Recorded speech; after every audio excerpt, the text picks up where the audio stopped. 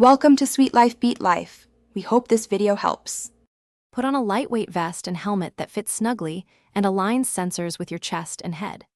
Adjust straps so sensors point outward and will register hits from standard angles.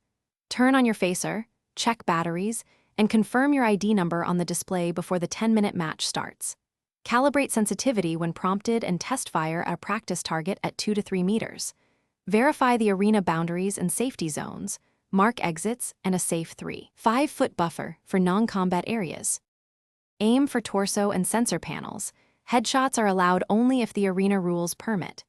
Keep your facer steady, use short bursts to conserve battery, and avoid physical contact or running in slip-risk zones.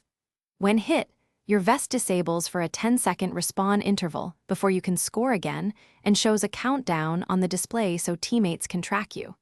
Score points for tagging opponents and objectives. Capture points earn 25% bonus to team totals, and penalties deduct points for unsafe behavior. Use cover and movement. Pop from behind obstacles and relocate every 8 to 12 seconds to avoid flanking. Remain unpredictable to reduce hits. Communicate with teammates using short calls and a simple 2-word code for overrun or help, so you can coordinate captures without revealing positions to nearby opponents.